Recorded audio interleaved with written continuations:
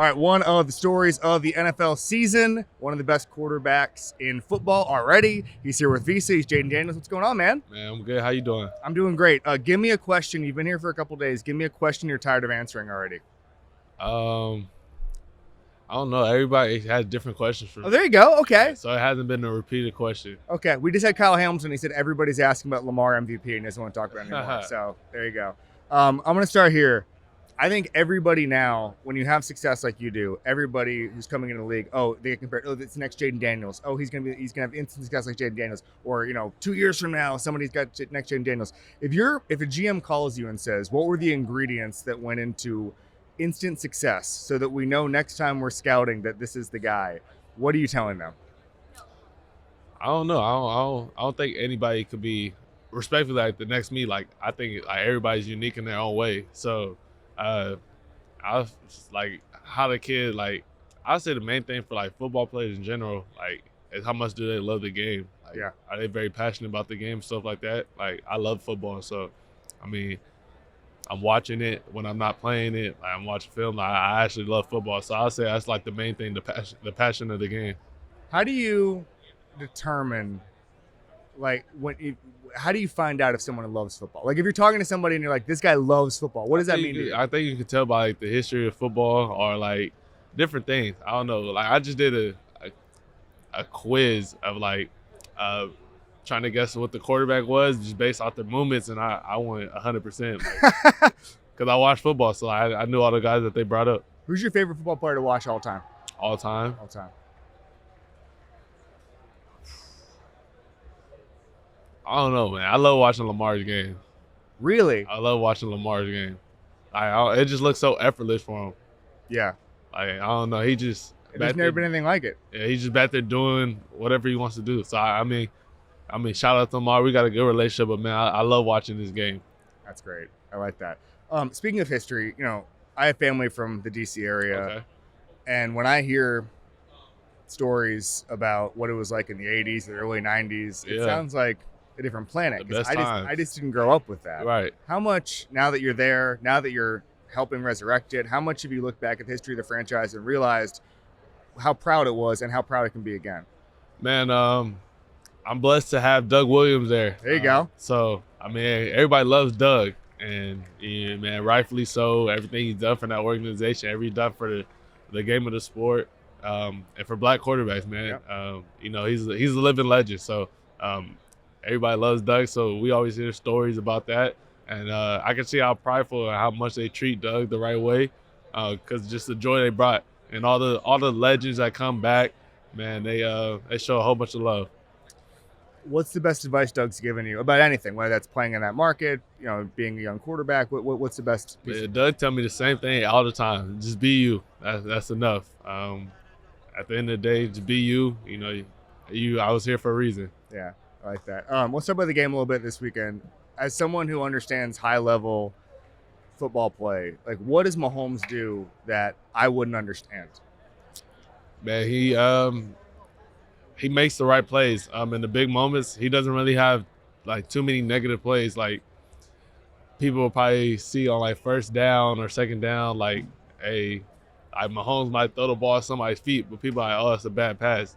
But at the end of the day, it's kind of like, okay, there was nothing there. I don't want to put the ball in danger. Like, I'm going to just throw the ball away right there. So, like, people don't really understand that. Yeah.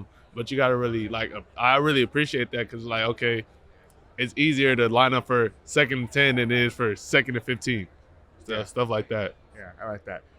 It's interesting. I've been saying this all year. So, I talked to Vita Pritchard at training camp and about your journey as a prospect, and you used the portal to your advantage. You used as many reps as you could possibly get to your advantage. I don't think because of the COVID year, there's never going to be a guy. There's a bunch of guys who played a lot of football coming in last year. For sure. But I'm curious, what Tavita said was you can clock it where you're watching you year over year, getting better every single rep, doing, hey, he wasn't doing this in 2022, he was doing it in 2023, all that stuff. Take me through like the most important parts of your college journey that made you so ready immediately. I'll say the transfer. I mean, coming in as a true freshman and having the success I have, and then COVID, everything, and you're dealing with that, and then like transferring, So that transfer from Arizona State to LSU and that first year, like having some success, building the confidence back up, and just taking that next step to that last year. I mean, like every step of that journey prepared me for the moments now. So it's like, man, I just got to keep going. Your year-over-year success at LSU was amazing. Like, you just look at like vertical seam route, like this the stuff that you got better at. I know you had a great relationship with your receivers that developed over time. Like, just explain what was so important, or what were the important steps of getting better your last 2 years at LSU, just year over year, just like what was technically, like what went into that, whether that's scheme-wise, whether that's just you trusting yourself, trusting your reads, trusting your receivers, like what was that?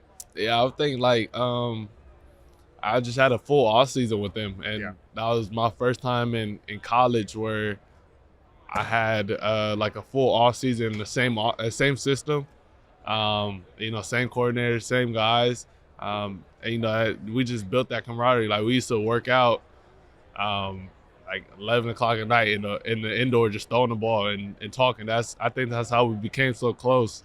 So man, I appreciate those guys for obviously helping me get to where catching the ball, and I know it's vice versa. But I just think like we sat back down, like okay, ego aside, like man, how do we get better? Like what do we need to work on to put ourselves in the best situation moving forward?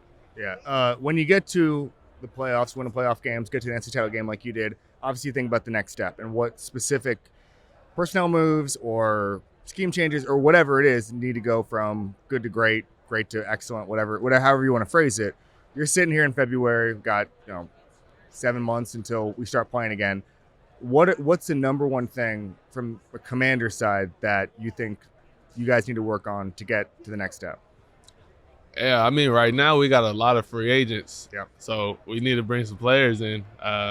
We need to sign some guys. So front office wise, I know they're on that. I know they're on the job, scouting, free agency through the draft. So I'm excited to see who they bring in. Do you have input? Do you like text Adam Peters and say, hey, I like this guy? Nah, not really. I mean, that's conversations between me and him. But I mean, he lets me do my job, so I allow him to do his job. And if he calls me up and asks me about anybody, we'll have a conversation about it. But other than that, man, I trust his eye for talent. I trust, his decision making.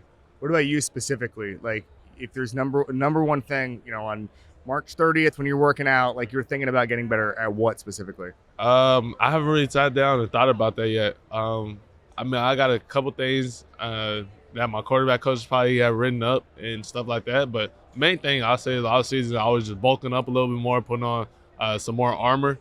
Having a full off season now as a first off season as a pro, I got a lot of time to really just ramp up and not trying to go and hit it straight to it.